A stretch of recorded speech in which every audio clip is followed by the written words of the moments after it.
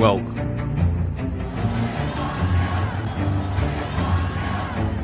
to Washington Football Week with your host, one half of that dynamic duo, Sean Spencer, and South Carolina's finest, Will Craven. Don't play us if you're undefeated. Where we celebrate past success while looking to a bright future.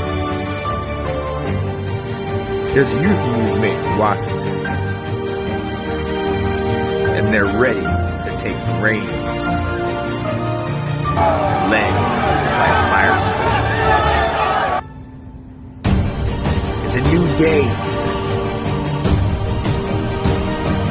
Dawn. No longer the laughing stock. It's time to take command.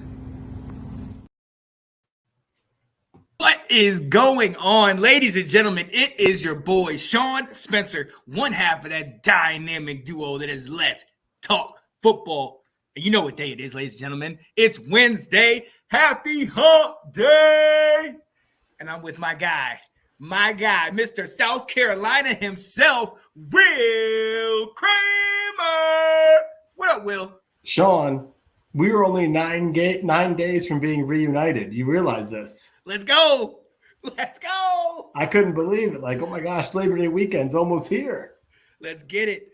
Yes, the time is taken off. The trip is set in stone. We are good to go next weekend, ladies and gentlemen. Oh, I'm excited, Will. Mm-hmm. I'm very excited. We still got to talk about that.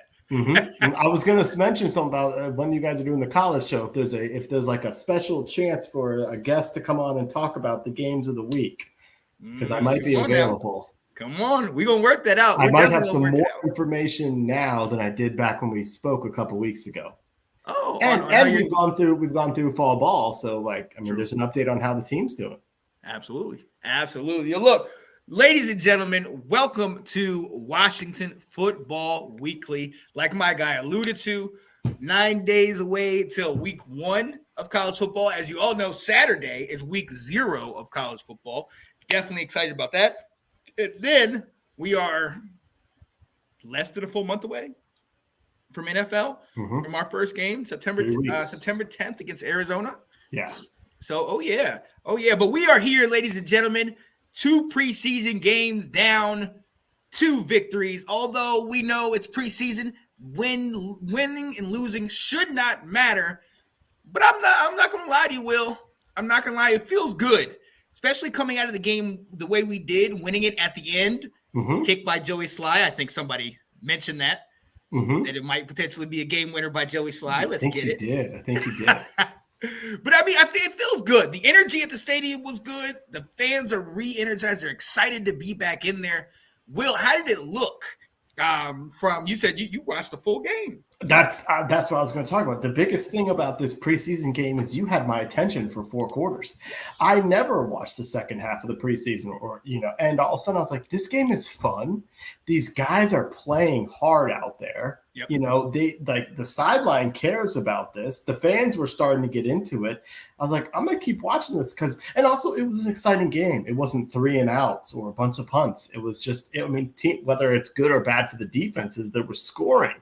So it was fun, and the broadcast was enjoying it. Buck and Aikman were loving it. They brought on Josh Harris to talk.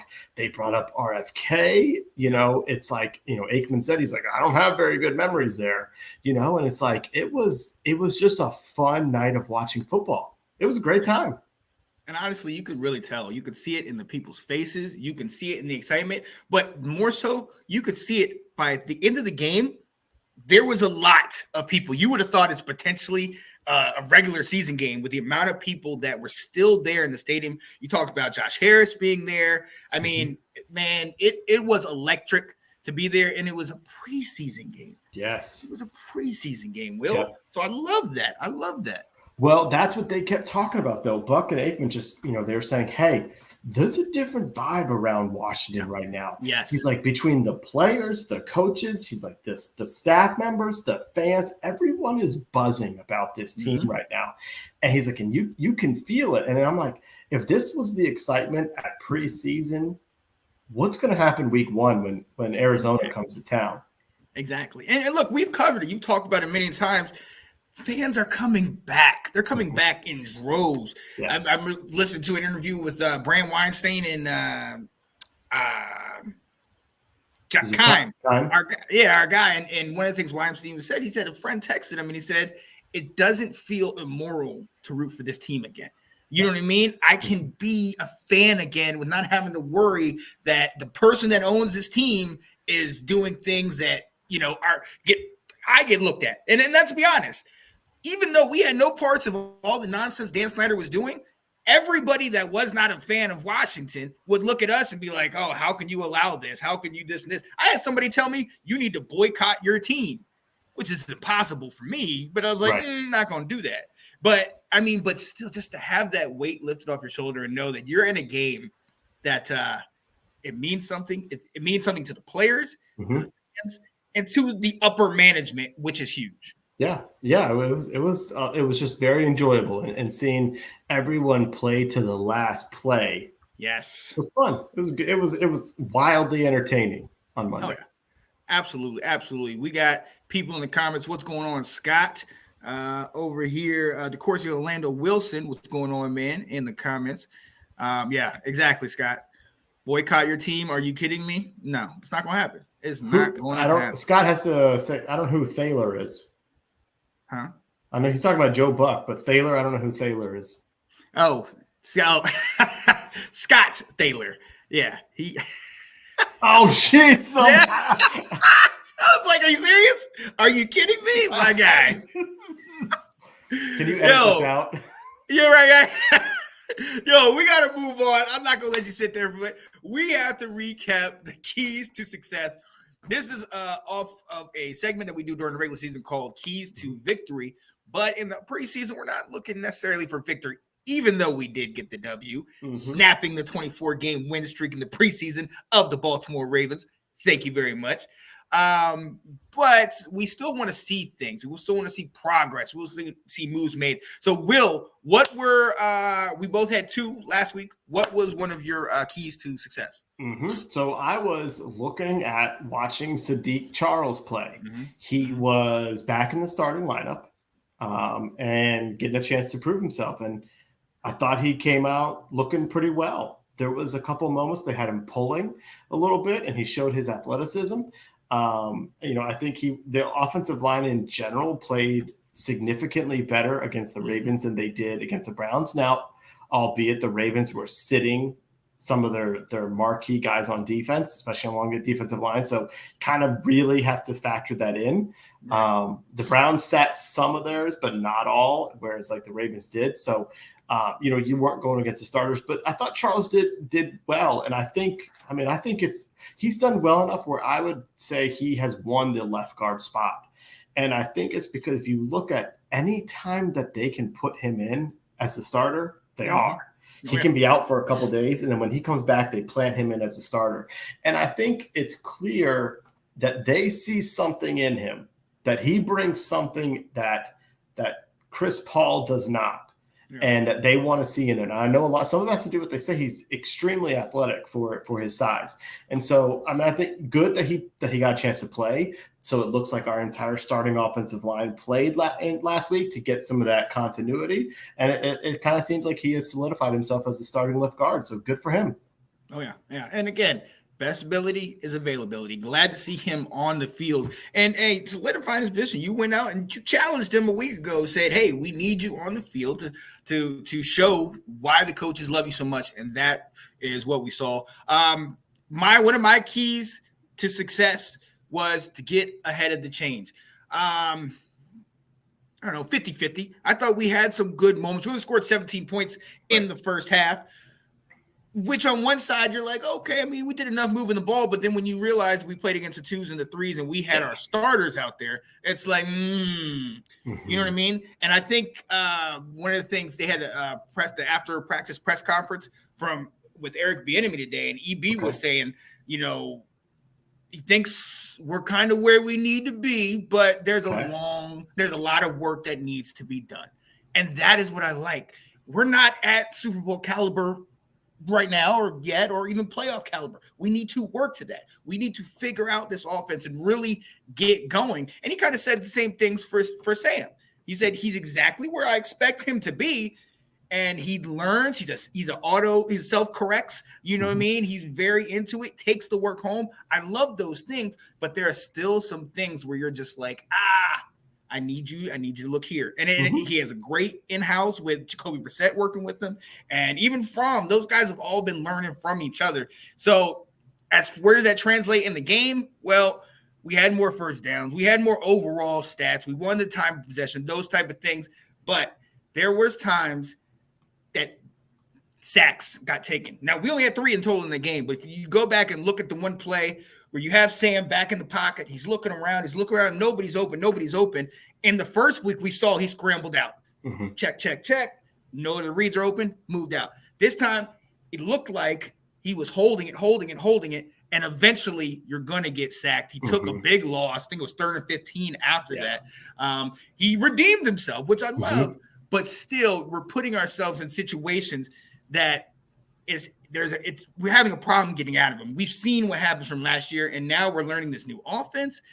It's one of those things, and especially with the screen game, I'm really expected to see a huge improvement in the screen game. That's what EB brought from Kansas City. Like, that's something we've been able to do. And I don't know, maybe it's not, maybe our linemen are blocking the best in space, or we just the timing's not right, but we got to get little things like that down. So there's a lot to work through that we can have. So I personally, like I said, 50-50, we're ahead of the chains at times. And when we needed to, the urgency was there. We moved up. But when we were not ahead of the chains and when we got behind, we saw the things. It's like, here we go again. So we're working there. Sure.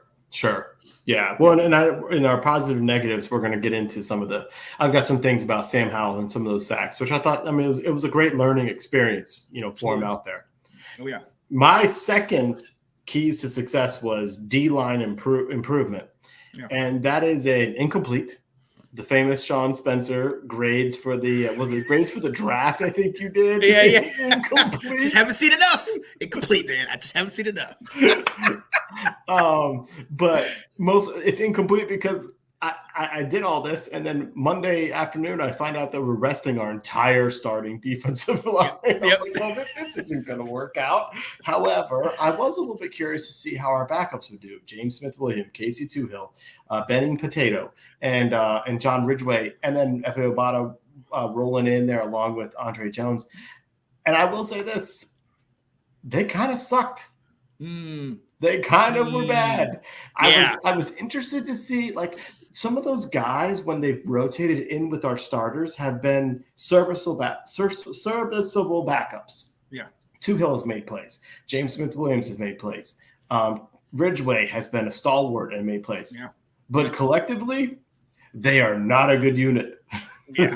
They got destroyed by the Ravens. Yeah. In that, and now also some of it may have been the Ravens really passed the ball in that first drive with Josh Johnson a lot, and so that kind of negated maybe what they could do. None of those guys are pass rushers, so it's like that's not their ball game. But boy, did they, that backup defensive line did not look good. No, I remember I was watching back like the first couple drives. And I just fast forwarded through the defensive part. I was like, I can't even with this. Like, because we're not talking about Lamar torching us. We're not even talking about Huntley. We're talking about Josh Johnson and Anthony Brown that are torching us, man.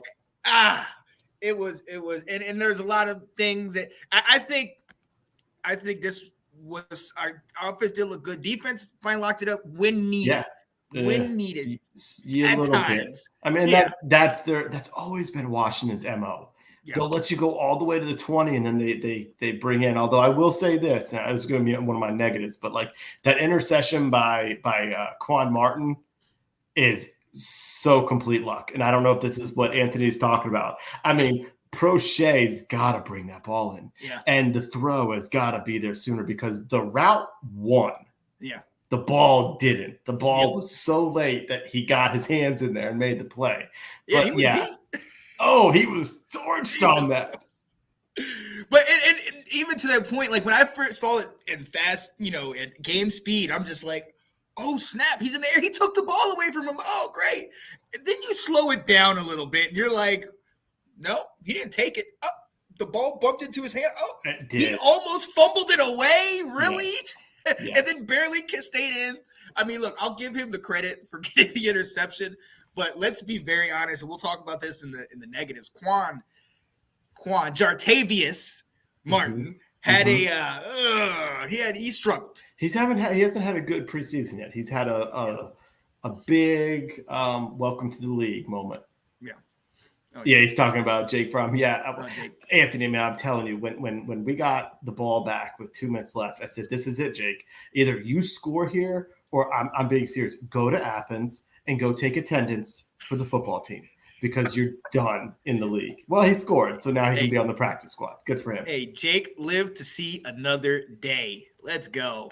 Johnny said, did I miss much? No, I mean, our normal pleased to get Cody Mock back, but other than that, nothing. Pretty good.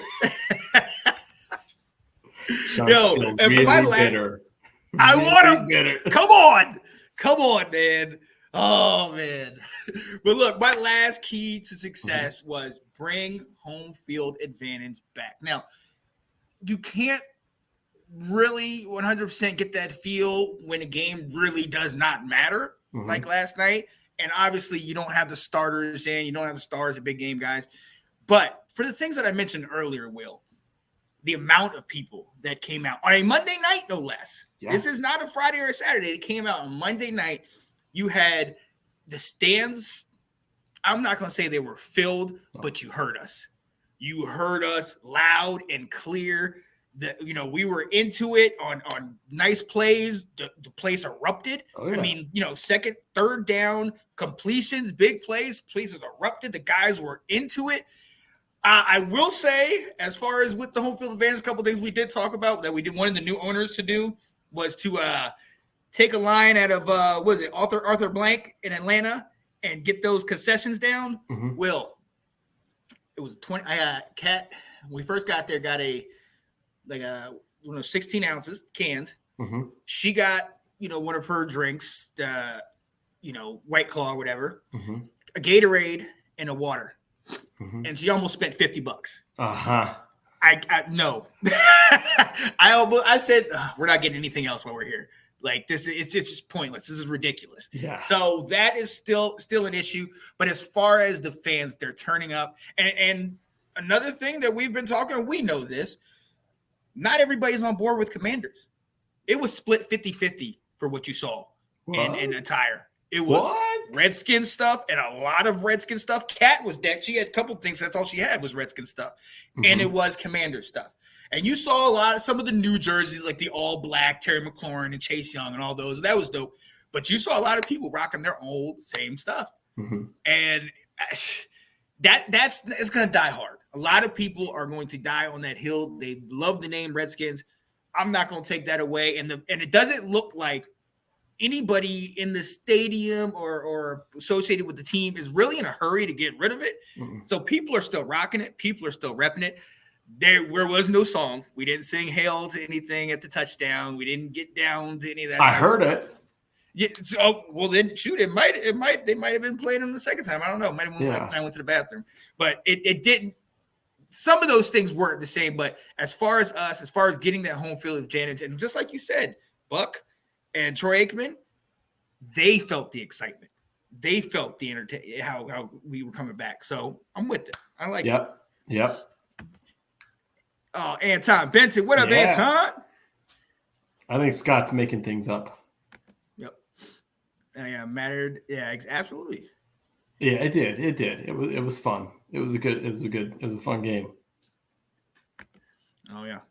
Absolutely. First time in a minute I've seen that goodly amount of people since RG3. Absolutely. Yeah. Sean's wearing. They did really well in the year we made the playoffs with Kirk. There was a lot of fans, but that was it. And that was it. Oh yeah. And this one, we're gonna get into this right now. We got to go to positive negatives. You want to go into start with negatives? Yeah. Oh yeah. Might as well. Look, we got to move on because we want to see what we can take out of this game. It wasn't just a victory, and it wasn't just the backups were in there. There was good, there was bad, things that we can take from it, and things we can learn from. So, and let's start with the negatives because I think they are more than the positives. So, talk to me. What you got? So, my first one is really surprising, but Cam Cheeseman. So, on that first field goal attempt by Joey Sly, he snapped the ball into the ground. And I mean, didn't just like let it one up. He snapped a straight worm burner back to Tressway. And Tressway did an amazing job of catching it, putting it down, and the kick got off. You know, it wasn't the best looking field goal attempt by Joey, but it worked. So that's actually been going around for the last couple weeks. And at one point they asked, the media was asking about Cam, and they're like, what's going on here? His snaps haven't been good. And they said, oh, don't worry, he's just working out some new technique. Well, I don't know if this technique is working because it worked. Whatever he used last year worked well. So, I don't know a thing or two about long snaps, but whatever he has decided he needs to change ain't working for Cam Cheeseman. And they're going to need to get this figured out because we can't afford this in the regular season. Yeah. No, absolutely. And that's one of those positions that you kind of overlook and you don't really pay attention to it, but it's so critical. It's so crucial to a lot of those kicks and everything. Thank goodness we have a Tressway, sure-handed and everything. Yep. One of my negatives was the defense. I know, and I'm going to put this disclaimer out, I know we didn't have the starters in there. I know, or at least not our starting D-line. I know we didn't, they were in their backups and this and that. These are still the 2s and the 3s. Guys that if we have injuries, which, let's be honest, Washington has a propensity to get injured. If we have these injuries, these guys are to come in. So I need to see you improve. And again, you're not playing Lamar. I need more improvement. Wow, Goose.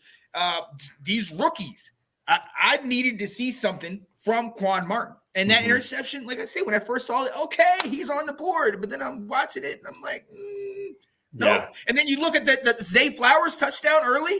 Oh. He was covered, and then the guy released deep, and then he went with him. Zay was wide open. And then, I don't know if you saw, but then, Zay still had to get past him to the end zone. And he didn't try. He didn't even try out there. So one of the things I've been hearing a lot is Quan, man, and some of the secondary, when they're out there, they're not talking. They're pointing, you go.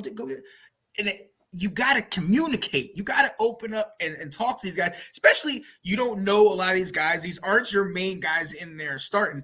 It frustrates me, especially with that back half because we had praised them so much this offseason and how they're looking, how good they look. And, there was plays by Emmanuel Forbes, he shot up and sealed the edge. And, there was issues, but there was still positives from it. But when you looked at no movement by that D-line, when you looked at, Barton kind of getting lost, with those blocks and lost in the middle and swallowed up. And then the secondary, some of those plays, man, that's what I told you about. There's another one that if they had gone the other way, like there was a wheel route going deep, wide open.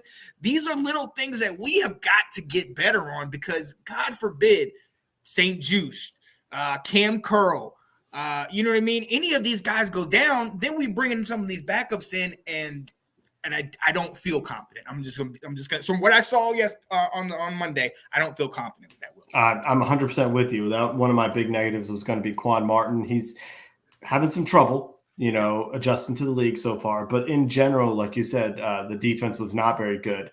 We started both of our linebackers, and neither one of them was really making plays. I was watching the secondary. I was really excited to watch Martin out there get a little bit more playing time, and especially with Kendall Fuller sitting out. I'm pretty sure, I don't know if BSJ played either. So he was going to get some time, and he didn't look very good. The other guy that I didn't think looked good, who regressed from last week, was Wild Goose. was not successful out there at all either. And so I'm with you. And I'm obviously some of these games it's good to let these guys play some of this out.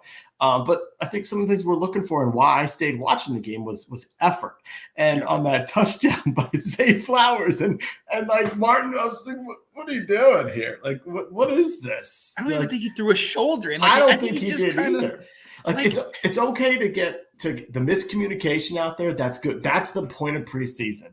Now you've got something on film to talk about. What about that route confused you? But then afterwards, it's like, oh, hey, buddy, we're still playing. Like you pulled an Albert Hainsworth laying on the ground. Just stand there, just like, all right. Yeah, I mean, he did. He stood there just like, we're still going.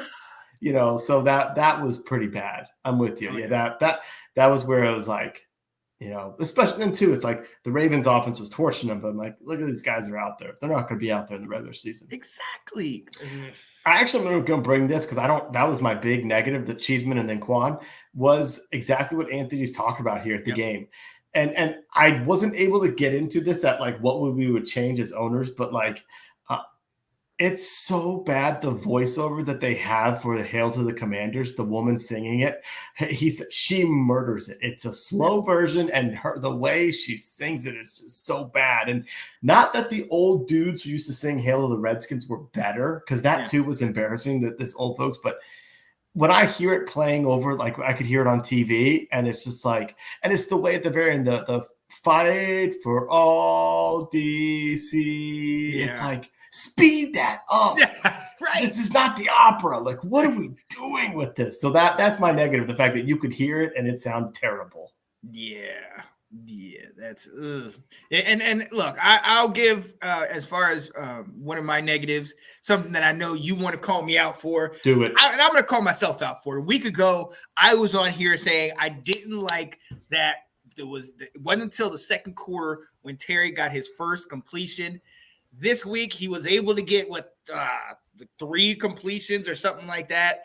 But on the 2-minute drive, right before the last touchdown for the starters, he gets hurt. It was first speculated it was turf toe. Now, from what I've heard, it's maybe like a toe, like a strain or something like that. But they kind of have him off his feet.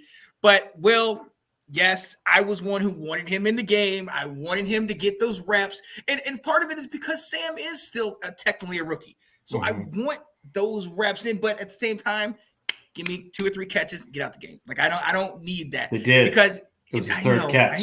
I know. It begs a question. That's the funny thing, because John Kyle was talking about how when he talked about your guy. Well, not your guy, but the guy you mentioned last week, Geis, and how he was saying, Jay Gruden said to him, "Look, I'm only going to run you 7 plays in the preseason game." Yeah. And on the 7th play is when he tore his ACL. So, I mean, you really can't tell. And EB talked about it. He said, look, football injuries are going to happen in practice. They're going to happen in the game. They're going to happen wherever. At the end of the day, we definitely need the work. So, we know one of the things I like that EB said is that we know what type of person Terry McLaurin is. Terry would have wanted us to keep it going, so he would have handled himself, but he's that type of leader. He's that type of motivator where he still wants everybody to still focus and get to the place that we're all trying to go. You know what I mean? Now, at the end of the day, it's not a major injury, but at the same time, it begs the age-old preseason question: do you play any of your starters, or should you just rest them all because you don't want them to get hurt? Right. This is when you have this situation, it's easy to turn to the like, no, he should never have played because of that. But it's hard. Like you said, that was a 2-minute drive.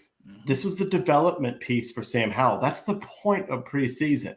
I think the difference being in on this one is the fact that we had just done some joint practices with the Ravens where they were letting the starters go against the starters, so it's like our offensive starters were not going against the Ravens defensive starters on this. So you were simulating a 2-minute drill, but who are you simulating it against? And so, it's hard. It's a hard decision.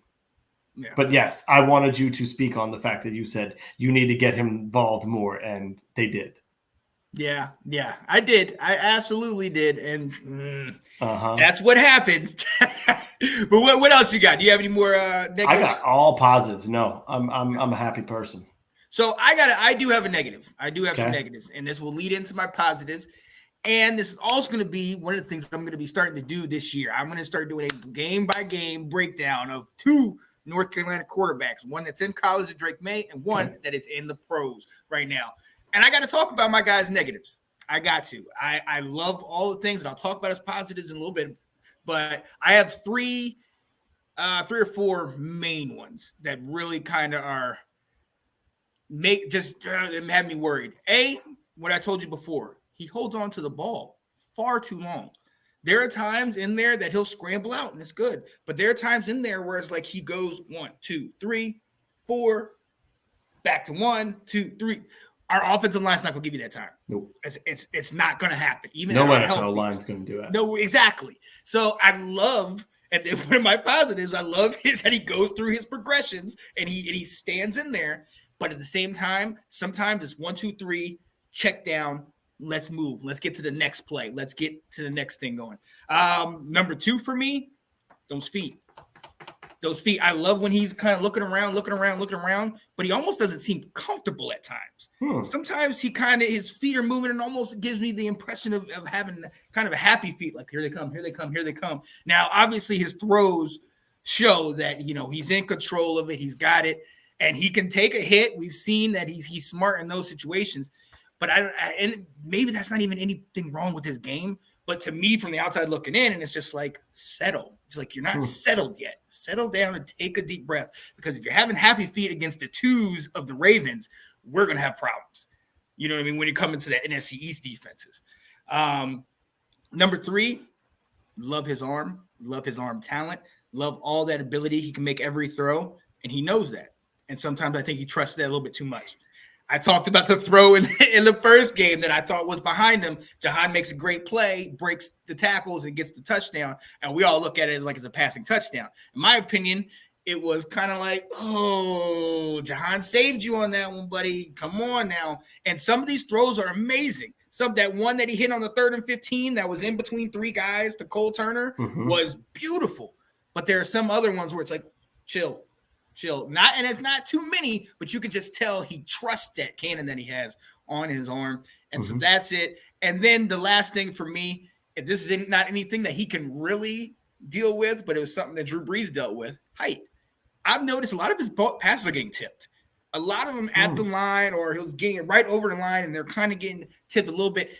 Obviously, it hasn't shown to really take effect, but at the same time, I don't know if there's really many things you can do outside of the O-line kind of creating those windows for you.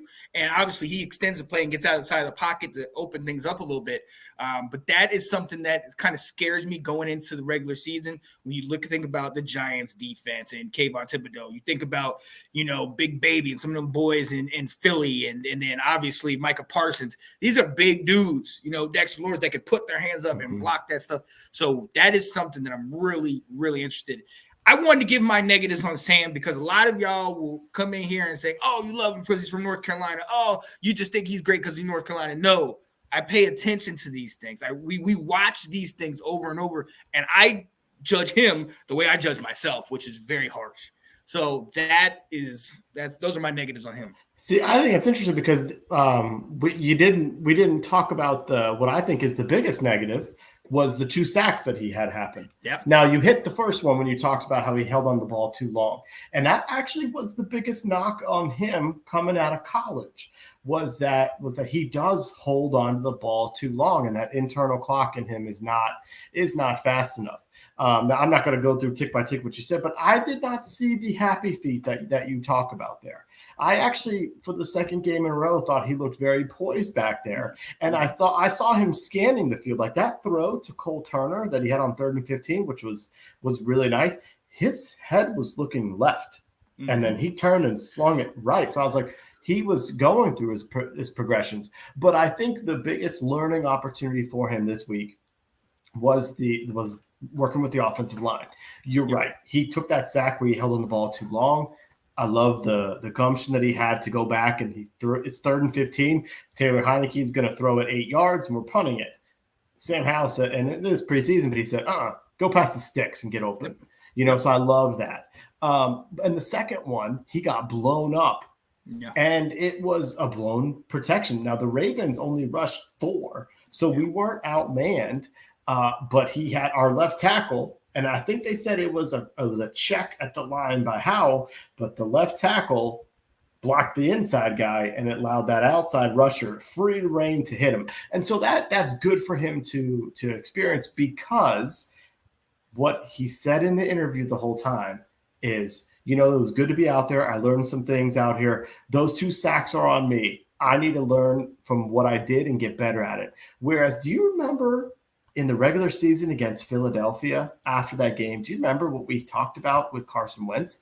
It was the fact that Carson in it said was like, well, yeah, I need to work on getting the ball out more. I also could use a little bit more time. Like, he blamed some of those sacks on his offensive lineman. And Sam's not doing any of that. If, was whether it was his call at the line or not, or whether they missed a block and they shouldn't have, a receiver ran the wrong route and wasn't open on that time when he held on the ball, he didn't give any excuses except for himself. So I love that. And if that's the point of preseason here, like, I think Johnny said, like, hey, it's not going to be perfect out there. It's like, this is the point of him to get a chance to practice and see what he's doing, put some things on tape for him to evaluate. So you're right on what you're talking about, but I also thought he bounced back really well and still showed a ton of positives in it too. Oh, absolutely. And my list of positives is a mile much long. Longer. So, yeah. I don't want any of you guys to get confused and think I'm chopping this man down, because like you said it best, Johnny, that he's only played 1, maybe 2 games. My thing is this. I've watched this man since he stepped foot at Chapel Hill in North Carolina. I've watched him since he started as a freshman, sophomore, junior, got to the league. I've seen what he can do. My expectations for him are far higher than a lot of people have him. Mm-hmm. My expectations are for him to not only start, but have a lot of success in the NFL. Yes, he has every one of those tools, and I'm gonna speak on them just like you did. But my issue, though, is that nobody's perfect. We all need things that we have to work on. These are things that I think that he can work on and help to improve, because at the end of the day, he's not the best. He's not even the best in division. Mm-hmm. But what we have to work with the new line, with the new offensive system and concepts, with this young quarterback and all the different directions he's going to go. It's not going to be easy. And I don't want anybody praising him either. I don't want people, and I love, we have positives, but what I'm saying is I don't want people to come out here and say, oh, look, now he's this, da-da-da. No, always room for improvement. Sure. That's where I focus on, and that's what I want from him. As far as he said, nah, Sean, happy feet can't be used at left. We're scared talking about Bo Nix and Auburn. I don't know, man. Bo Nix had 3,500 yards this past year. He had over 2,200 the year before, and we knew he had a tank when he was at Auburn, and Auburn was a dumpster fire. So, yeah. And it was SEC defenses. So I'll give him a pass for that. Sam, for me, and maybe happy feet, it wasn't like he was scared as much, but you can just see he's not planted. It seems like he's moving a little bit too much. And again, nitpicking. Don't worry about what I have to say, but I do want to focus in on those. So, and then going to the positives, like what you said, he could throw every pass. He's poised. We saw after that 3rd and 15, he got back up, and it was just like a corner. Erase it. That plays over. Can't do anything about it. Let's move on. And he was able to sit there and find Cole Turner in the middle of all that. And like you said, that the football IQ, get him past the sticks, all right? And then hit him. Love that. The resiliency of that play, of a lot of things. We struggled. I mean, we had 10 points until that last drive against their 2s and 3s. This is supposed to be our starting guys. So the fact that he was able to execute that drive minus an injured Terry McLaurin and get it to his playmakers. He hit Diami a couple times. He was able to get it to Jahan Dotson, who had, 5 catches, 76 yards, looked really good out there. We looked good. He looked poised in those moments, and he was resilient, came back. Like I said before, boom, boom, boom, goes through all of his progressions. Focuses on, stands in the pocket. A lot of the things that I say negative, you can look at him in a different light and look at them as positive, because him standing in the pocket, him always being ready to be mobile, him extending the play, he's going through his progressions, the resiliency, all these are positives for him that can also be deemed as negatives if, it gets careless, if he's not. But like you said, and one of the things that I've heard from so many people is he autocorrects.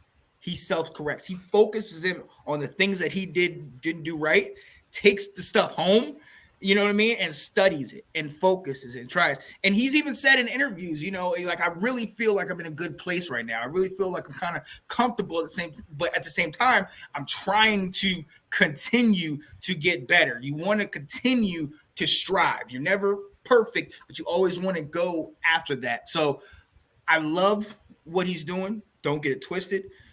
But at the same time, iron sharpens iron. We got it. There's always something you can improve on. And that's where I love what EB has been saying. These guys look good. Yes. He didn't even, from the interview that I heard or the press conference, he didn't even leave out the possibility that starters might even get some action in the last game. Just because the way he worded it. The way he worded it was basically, hey, we're getting better, but we still got some work to do. And as long as that journey, we're still on that journey, we're going to get the necessary time because we want guys playing together.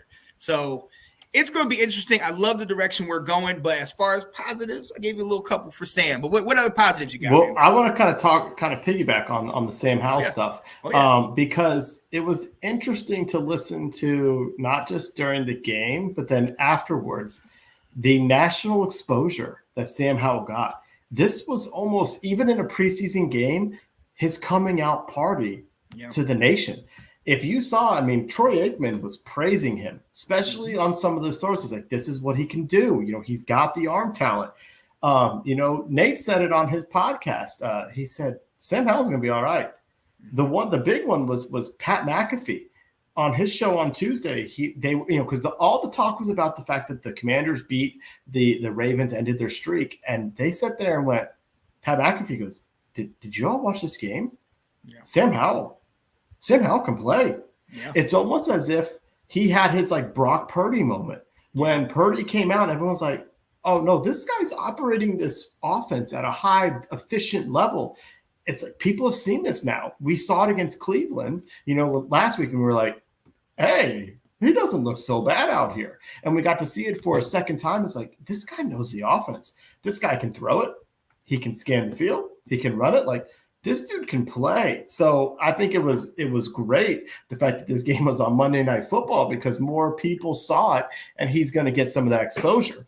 But piggybacking into that a little bit is – I've seen, this is the most prepared I've ever seen us since we played the 49ers in Osaka under Spurrier, and he ran the score up. And I don't know if it's a credit to Eric Bieniemy, if it's a credit to Ron now just being a head coach and not having to worry about all the rest. I don't know if it's the Josh Harris effect that now all these coaches are like, oh, we better get good. We got a new owner. Or if it's just like the euphoria of Dan Snyder being out and now we can all do what we need to do. But there is a professionalism to our team right now on the field, and they are crisp out there. You mentioned some of these routes. I was getting excited, and Aikman was getting excited watching Terry and Jahan run these routes. He's like, this is what they do in Kansas City. And these guys are perfect for these routes. They talked about the fact that, the drag route that Terry's watching, and all of a sudden he stops. And so the defense thinks he's going to keep going. He just sat in the zone, and Sam zipped it to him for an easy first down. These were wide open first downs. And I get this preseason, but essentially just saying this is what EB is going to be bringing, these concepts from Kansas City. And we've got the players that can shine in it. And so I just very much enjoyed seeing our product on the field, just like, whoa, we're a different unit out here. Like this is a lot of positives of good vibes going into week one. Oh, yeah, absolutely. And along with those positives, and I'm going to go back to my guy. I'm going to go back to Sam. We look confident. His aura seems to be going out on the guys. I don't know if you heard Jahan, I think it was a week ago. He said on one of his touchdown passes, he said, I saw a safety lined up across from me. I knew I had it. He said, he was like, ain't no safety in the league can cover me. Like, and that kind of confidence, they're getting it off of Sam. Sam has got this quiet, calm, this peace about him that I love. And that is something that excites me. And look, again, I love this man. This is my guy. Sam is one of the only QBs since 2000 there's on a Power 5 team to have like 90 plus TDs and under 25 interceptions. He's smart with the ball. He doesn't take those chances unless he truly trusts himself. You know what I mean? And he's poised. Moxie's what we had said before, but now it's just like, now we're getting closer to season. Now these things are starting to matter a little bit more. And he's starting to really just really narrow down the things that he has to work on. If it's his steps, if it's the working with the other guys, these are things I love. And it seems like the offense is energized by that very thing. So, yes. I got his jersey. I smirked over this. I smirked. Will, you know this. I have 3 jerseys. Okay, I have Doug Williams, I have Barry Sanders college jersey, and I have Sam Howell. Yeah, I love this guy, man. Yeah, let's go. Yeah, you do. You got any other positives? For me, nothing outside of what we had been talking about. Kind of the O-line and defense really kind of upset me. The offense, we're getting there. We're resilient. I liked it, but still, like I said, 10 points until late to the first half without the with their backups in, it's stress. So I saw more negatives in this game than positives, but Josh Harris was there at the game on Monday. That was super positive because you can tell the fans were hyped about that. Josh Harris was there. Joe Gibbs was there. Oh yeah. My last positive is for the second game in a row, we're seeing Cole Turner emerge. Yes. And he was involved in the first quarter in a block that sprung Robinson, where he came all the way over from the right side and got someone, and he was the last guy to block the defensive player to spring Robinson. That was big. They were talking about it earlier today. He is becoming what we thought we were going to get from him last year. And right now Logan's rehab is going really slow, and we lost Armani Rogers. And so that, and John Bates is the block first, get open a little bit, but this, he's not the offensive weapon.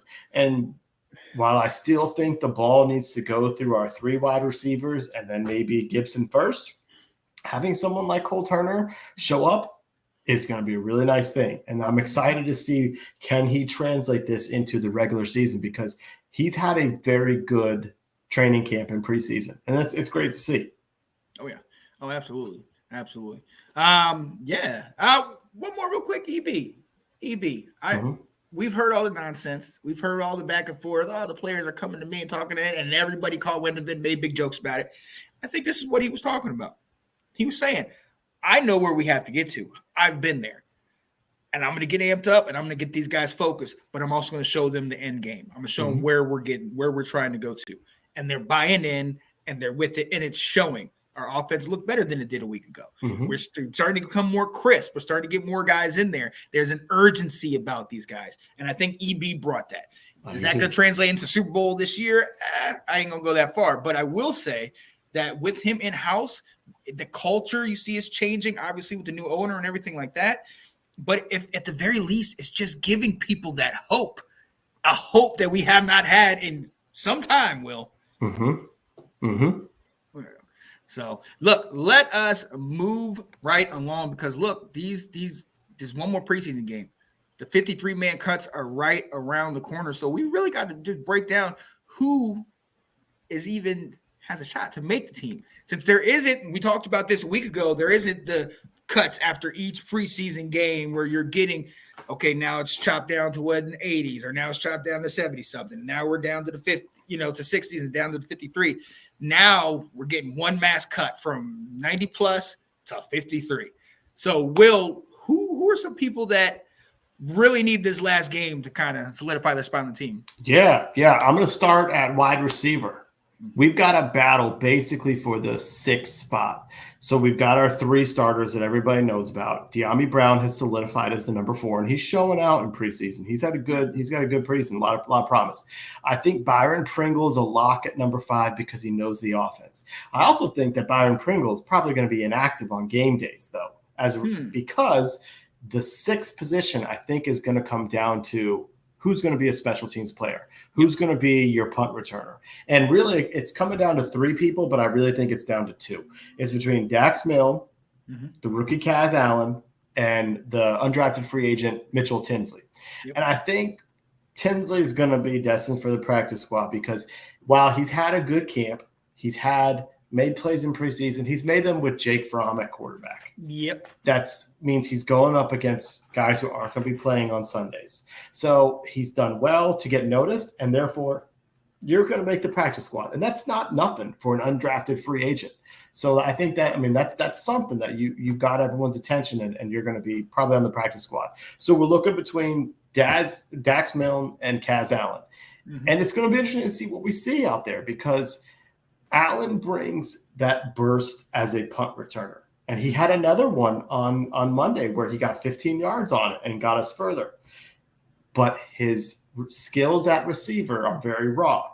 Now, I say all that, and he had the final catch of the game to get us 8 more yards to set up ourselves into field goal range to kick. So he made a play late in fourth quarter, but he's very raw. Whereas you got Dax Milne, who's not a threat in the return game, but he's got reliable hands. And that is something. And he's a better route runner with the offense. And so that's going to be something that could be fun to watch on Saturday night because one of those 2 is going to make the roster. I don't think we need 7 wide receivers. They're not that talented that we need 7. And so it'll be interesting to see them battle it out.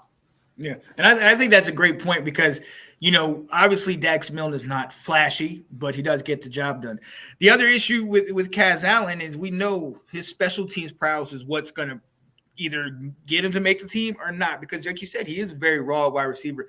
This man started at a running back at UCLA, and then they converted him over to wide receiver. They had him just doing basically kickoff returns. Now, he's a threat in the kickoff return game, but he wasn't a punt returner that much. So it makes you wonder, can he play not only that wide receiver position, but also playing that return and be a weapon. Now we've seen he gives us more yards off the return per average than Dax Milne does. But like you said, there are certain things that we need. We need hands. We need a guy that's going to run his routes, that knows the offense, that type of thing. So for me, it's leading towards what the guy that could do a little bit more, which in my opinion is Kaz Allen, because what we need is that threat on special teams, in my opinion. So yeah, you need a little something better. And like you said, Mitchell Tinsley is kind of destined for the practice squad because I haven't heard much.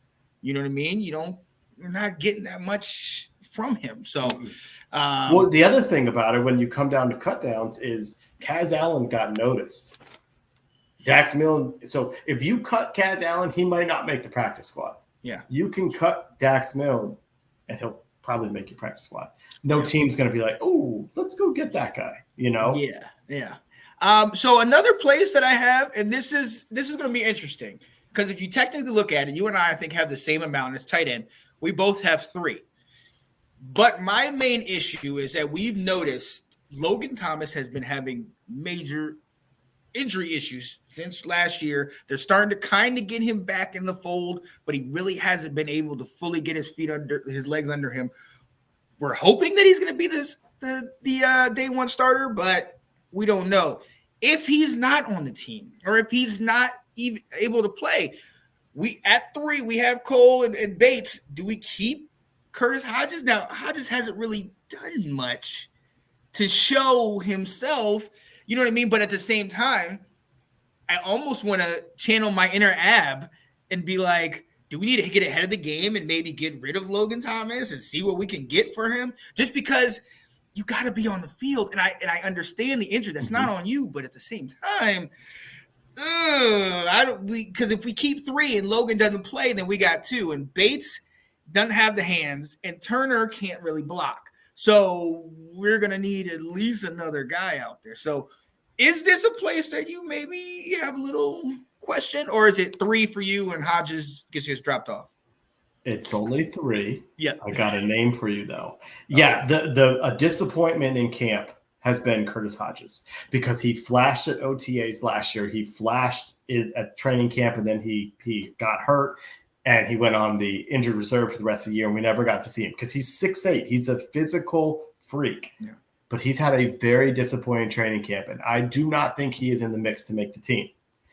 But you mentioned what happens because Cole Turner is known a little bit more as a receiver, although he is improving significantly in his blocking. John Bates, we know, is a good blocker. What happens? Enter fullback Alex Arma because he's a fullback tight end hybrid. Yeah. And I think he is the guy, plus he plays special teams, is the guy that last year he was basically number 51 of the 50 players on the team. He was the last guy cut. I think he makes it this year, but he's also the guy that caught the ball right at the goal line and didn't get in, that the Ravens stuffed, and people are like, you got to get the ball in there. This is your, I actually think the Ravens defense made a good play there, but this also, I think, could be something where we watch the waiver wire to see, because we may need some tight end depth. With Armani Rogers out, we had a thinner tight end room than we saw, and Curtis Hodges did not step up. And Alex Arma could be able to provide some of that blocking that would be missing. So I like that. I like that a lot. Now, I had Arma in another spot, which then begs another question. I have 4 running backs.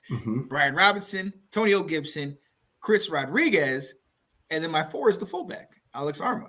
Patterson's done a little bit here. Jonathan Williams did a little bit. Derek Gore is somebody that I'm not necessarily ready to get rid of. I am.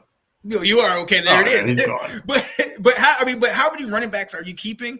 And is Arma a floater now? Because if you have him at tight end, then you wouldn't have him at running back. But do you keep 4 or are you just doing 3? So I'm with you where I had him as a running back spot. I think right now you're battling Chris Rodriguez and Jonathan Williams. And I think it goes back to the same thing with our wide receiver 6 spot. You can cut Jonathan Williams, and they like him. They like him a lot. He runs hard, and still get him back on your practice squad. I really don't think a team's going to try and come out and poach him. Whereas if you cut Chris Rodriguez, you're talking about 6th-round pick, so it's not that something that urgent for someone else to go get. But he fumbled the ball, but he's also made some really good runs here in preseason. And you haven't been able to see that in training camp because he's a physical, violent runner, and you just can't do that in camp. And so I think Rodriguez is going to get that number 3 spot. And so I put Arma there with the idea I'm only going 3 tight ends. And again, it's the same roster position battle. And who can you give up? Who can you cut, but keep on your practice squad versus who do you need to protect? Yeah. Oh, yeah, absolutely. Absolutely. And then look, so let's stay one more with the O-line since we know quarterback is Howell and Brissett. No, Mr. Snell. It is not Jake Fromm from State Farm. Okay? No. He's not the backup. He won himself a spot on the practice squad. Good for him. Yeah. Let's talk about the O-line. Yeah. Let's talk about those last couple positions. Obviously, you got the starters in Leno, Charles, Gates, Cosme, Wiley. You got your backups in Lucas, Larson, Strongberg, Chris Paul. That's 9. Then we have the rookie that we drafted in, I think, the 4th round out of Utah, Braden Daniels. Then your guy that you brought up a couple weeks ago that I thought was a wrestler, Mason Brooks. And a couple other random guys. Trent Scott has played tackle before, maybe if they need extra guys. Right now I have 10 stopping at Braden Daniels. I've heard a lot of talk about your guy, Mason Brooks. What are your thoughts? Do you have 9, 10? What do you think? Man, this is interesting because I'm struggling to get to 10. You're right. Now, so Ricky Stromberg played at right guard against the Ravens, and they liked him, and they kind of said, hey, we can't have you just be a center. We want to see you have a little bit more position flex, which means Braden Daniels I don't know if he was out there. Mm-mm. And they said that he's the rawest of them, of these guys. And so it's kind of interesting. Like, do you keep this 4th round pick who's struggling? The bottom line is he's very raw out there. You got Mason Brooks, who impressed early in camp. But Sean, I remember watching TV late, and they went and they panned the sidelines, and Mason Brooks was on the sideline, and he didn't look like he had broken sweat. So I don't know if he's getting on the field either. So it's like, I know the Commanders got this guy, and the Eagles and somebody else, might have been the Saints, put in the same waiver claim, but we were willing to pay him a higher signing bonus, so he came to us. So you might lose him if you expose him on waivers, but I don't know if Mason Brooks is getting on the field either. So I'm struggling to come up with the last couple linemen. I'll be honest, and maybe this is what the preseason last game is for, because you said Trent Scott. I mean, he's a body. He could be a 4th tackle, but is that what we need? They like Aaron Montero, but he's another guard. And that's the same thing they were doing Stromberg. So it's kind of a numbers thing. And I don't know if it's one of those things where, like, you go with 9, you see who else gets cut, with the idea you could always bring one of these guys back and pull them up if you need to.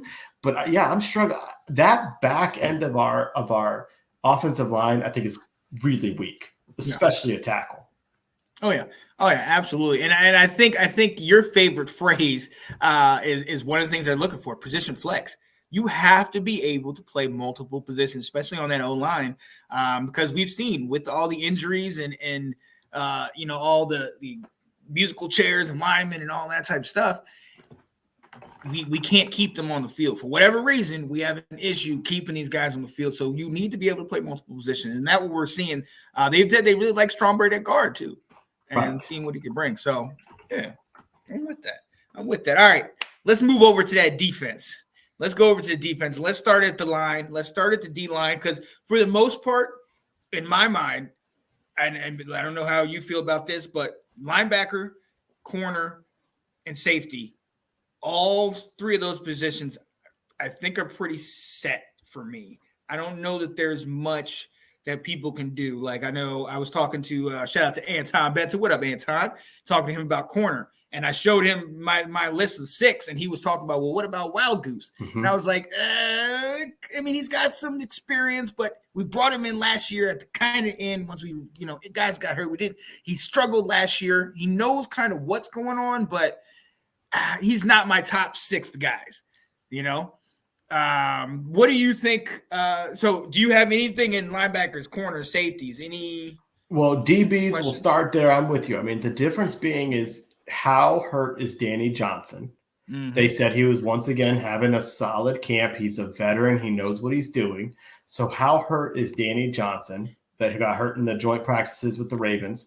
I think Christian Holmes is ahead of Wild Goose on the depth chart. So it's basically, is Wild Goose going to get squeezed out, which right now I think he would. I don't think anybody on safety is going to squeeze in there. I mean, we obviously know about our starters, Cam Curl and Derek Forrest. We know about Jeremy Reeves and Percy Butler. Those are our 4 core. Terrell Burgess has played in the league before. Josh Kalu, they brought in just last week. He's played in the league before, but I don't think they're going to show enough to make it. So I think you're right there. Like, DBs are pretty solid. What I'm not sure about is linebacker. If it was me, you and I would be taking just the 4 guys with Mayo and Hudson as our backups. And I think that makes the most sense. But does Mr. No Face Milo Eifler get on there, or does Deshaun Harris make it? And they both made it last year. So could they potentially keep 5 that we are not aware of there? That might be one that slips in there. But I would go with 4. I would go with the 4 that we had. I got those. I got Jamin Davis, Barton, Quincy Hudson, and Mayo. Exactly. I just don't see. Well, and like you said, they have the other guys. They might want to fill in, but. Yeah, I got it at 4. So my biggest area of not concern, but maybe focus, is the place you talked about last week, that defensive line. We know what our starters, Montez, Chase, Jonathan Allen, and Deron Payne. Ridgeway is definitely getting a lot of love. You talked about him before. F.A. Obata, Big Phil, Casey Toohill, and James Smith-Williams. These are all familiar names. We've seen them, and looks like they're going to retain their spots. Now, there's about 2 or 3 names towards the end that we've talked about. Obviously, your guy, Benny Potato. You know what I mean? That dude. KJ Henry and Andre Jones Jr. Obviously, Andre Jones Jr. has been on everybody's board. They just showing how good he is. Love his length and his size, the way he's able to use that. As opposed to KJ Henry, somebody I like coming out of the draft, who a lot of times you don't see a lot of what he does because it's a lot more power, and it's a lot more insight, so you can't really gauge that as well. Right now, my number 10 would go to Andre Jones Jr., but this is where, like I told you before, my 53 is kind of at 52 because it's like, is this where we keep maybe an extra guy? Because KJ Henry, 5th round, draft pick. Are we cutting him? Are we letting him go? Or do we keep him and, keep him on the spot? I like him there. I would go 11 if you really pushed me. But if we're stopping at 10, Andre Jones is ahead of KJ, in my opinion. I'm with you 100% there. I think Andre Jones has shown a lot more potential. They admitted that he has surprised them. They knew he was raw and had some speed, but they were pretty surprised by what he can do. And so I think he's your 10th defensive lineman. And I'm with you. KJ Henry, could he be 11? If you don't take a 5th linebacker, you have the ability to choose KJ Henry, Rashad Wildgoose, who might you want? And I think that's when it starts becoming a special teams issue. And if one of those linebackers makes it, it's probably because of the ability to play teams. So that I'm with you there. And also it's the hard decision of, as we talked about, do you cut a 4th round pick, Braden Daniels, and a 5th round pick, KJ Henry, because they got outplayed by other guys? Yeah. Are you willing to swallow that pride and say, oops, we messed up on that draft pick, So yeah, it'll be that's what I think can be fun about this next game is watching it.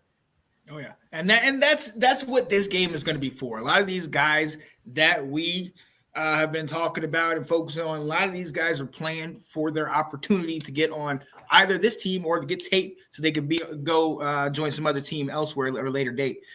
So it's going to be quite interesting to see. Now, we've kind of gone through our 53. We've kind of done that. But do we want to wait to do our official ones? Absolutely. After the game? Yeah. So stay tuned for that. Next week, after our last preseason game, we will lock down our 53-man, our projections, what we think is going to happen on the roster, who's going to make the cut, who's not going to make it. And again, like my guy Will alluded to, just because they don't make the 53, you could still have an opportunity if somebody gets hurt, if somebody gets cut, if something happens, unforeseen, that you could still make a team somewhere. Wild Goose, we talked about him.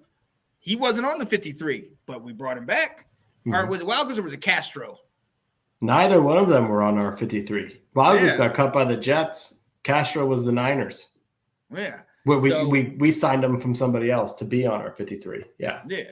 So, yeah, you always have a shot at it. So, yeah, keep going. And I love this. This is when they're hungry. This is when you see guys that are playing for some of them maybe their football lives. Yeah. And they're putting it out there. So, yeah, we'll definitely look forward to that.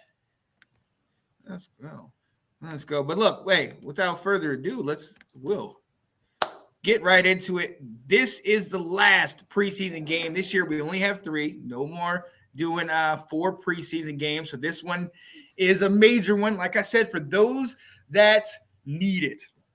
Hopefully they will not listen to me and start putting Terry McLaurin in the game. All right.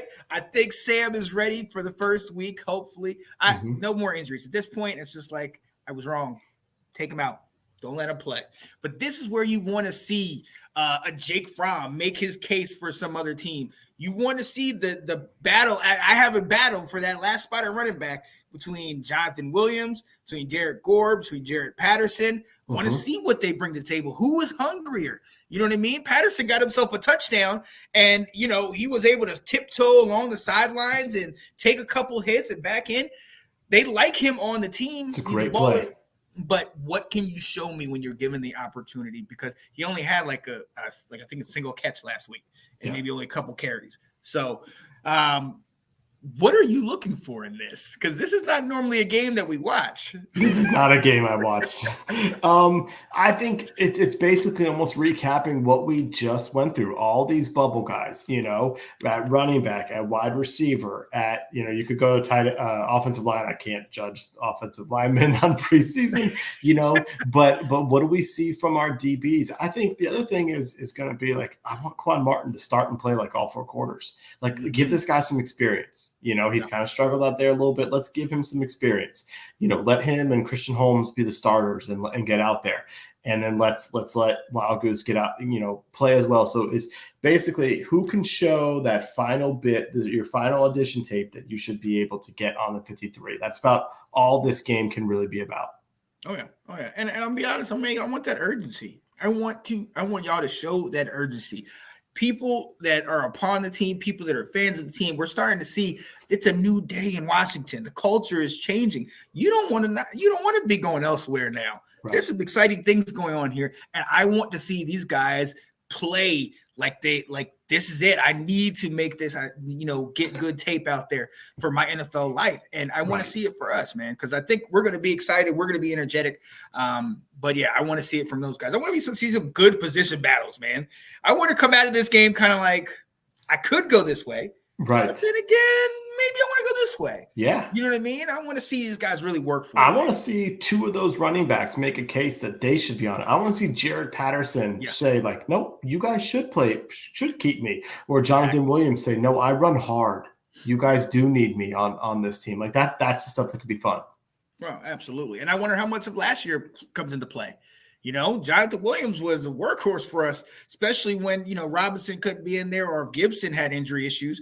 Jonathan Allen had some games in there where he was really toting the rock. So, yeah, let's see if he shows up, man. But look, let's get into it one more time before the regular season. We're doing our segment, Keys to Victory, but keys to success today. For me, urgency. That's my number one. I need to see that, especially the guys that are on here, most of the guys that will be playing, their job is not locked in.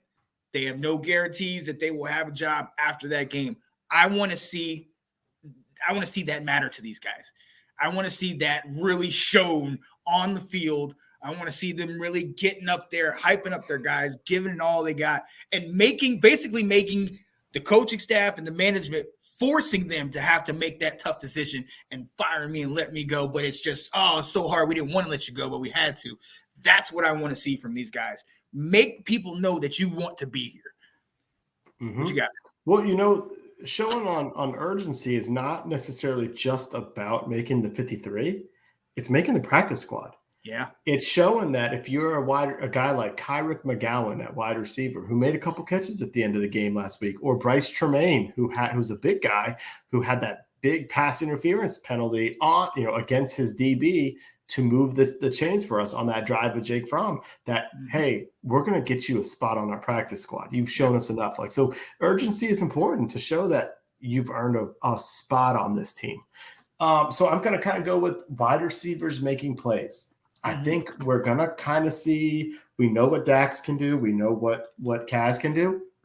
Can either one of those make some plays as a wide receiver to showcase what else can they bring to the table? And then with that, I think Dax has a slight advantage here to say, hey, look what I can do. He's a better route runner. He's probably a better receiver. Whereas like Kaz is a little bit better, a slight advantage on the return game. But how often are you going to be returning it? So right. I want to see if any of these final wide receivers can make plays out there to show that they deserve a spot on the roster. Oh, absolutely. Absolutely. My second one, got to go to that backfield. We just talked about it. Brian Robinson and Gibson, 1 and 2. We're good. Right now, if you were to ask me, I would have C-Rob, Chris Rodriguez at 3, and Jonathan at 4, and then Jared at 5.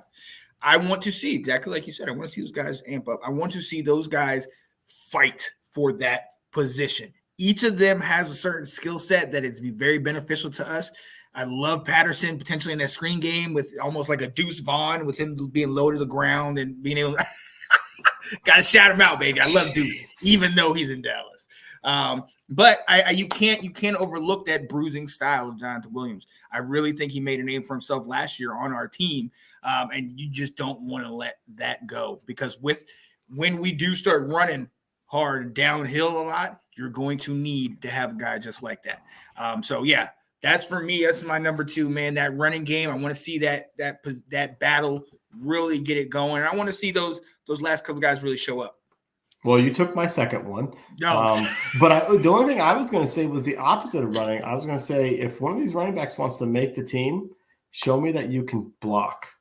Help me out in pass protection, because if you show that could be your ticket to making it, because obviously the ability to protect Sam is extremely important. Absolutely. So my second key to success is going to be linebackers earn your spot. Yeah. Eifler, Harris, y'all want to make it. Special teams is going to be key, but make it on the field. And I saw them running around making plays on Friday or Monday. It wasn't that they weren't doing it. It's just I would rather use the roster spot elsewhere. But so earn a spot. Make us have 5 linebackers, and y'all can duke it out. I like that. And at the very end of it, the D line. Obviously, like we know, we're not going to get any of the starters in there, but just like you alluded to earlier, didn't look good. There was no movement on that line. You know what I mean? We weren't pushing them, and I get it. Maybe these guys their specialty isn't in pass rushing, but at the same time, you're still playing guys that are your caliber or maybe a little bit less. If you can't push these guys out of the way, then I think we have an issue. We obviously know towards the end of that 10, 11, 12 on that defensive line, we got 2 rookies, and we got a guy that made somewhat of a name for himself last year, Ben Poteet. Somebody said it. They said it right on the John Khan show today, and I was like, I'm going to catch this right. And I keep saying it's potato. It's Poteet. It's so much easier. It's Potaia. Yeah, something like that. But I want to see Potaia. KJ, I mean, Andre Jones, we know he's proven himself, but I don't want to see him tail off. Mm-hmm. I want KJ Henry to show. I want him to show out in this game. I want your boy Benny Boy. I want him to get in here and make it really a fight for that, because we know the starters and we also know who's kind of in that list, but we know Big Phil, man, he's got injury issues. Mm-hmm. You know what I mean? And, if we got to keep moving people in, it's going to be interesting. You got maybe two Hill that they can maybe move inside a little bit. You're starting to put pieces together and everything like that, but I need to see that last couple, because I want to see, in my mind, this is a bigger issue. If we end up cutting Braden Daniels and maybe a KJ Henry, and we cut 2 of our higher draft picks, what does that say about us in this whole drafting situation? Yeah. That, I think it's a bigger issue that we have there. So I really want to see something from those last couple guys. I'm with you. Peace out, Johnny. Thanks, Johnny. You got any more? I don't. There it is. Yeah, man. So look, ladies and gentlemen, stay tuned for next week. We're giving you our 53-man roster projections. We want to see who's going to make the team. Not really sure we're going to focus too much on the recap, because just as soon as it happens, it'll be gone from our memory. Mm-hmm. So, look forward to it. Definitely check us out next week. And next week, man, we might have another little preview, a preview to a greater game. Yeah. Oh, gosh. I didn't even know you had that on. Let's go. I've been waiting for that. Let's go. But look, we got to go ahead and get out of here. We appreciate you watching. For my guy, Mr. Will Kramer, it is your boy, Sean Spencer. Nathan saying, great show. Appreciate you, buddy. And then you say this comment. Get out of here, Maryland. He's right. He's right. We're out here. Pay attention. As Scott said in the comments, you got Face the Heels with Ben Cornette. That's on right now. Alex Loosemore, Restoring the Roar. That's also on right now. Obviously, stay tuned for everything that our guy, Nathan Snell, brings to the table. It's going to be good stuff. He did a recap on Washington. He did a recap on Baltimore. Played each other. But then he also did his WNBA stuff. So definitely tune in to that. But with that being said, peace. Stand up, left hand up. Who are we?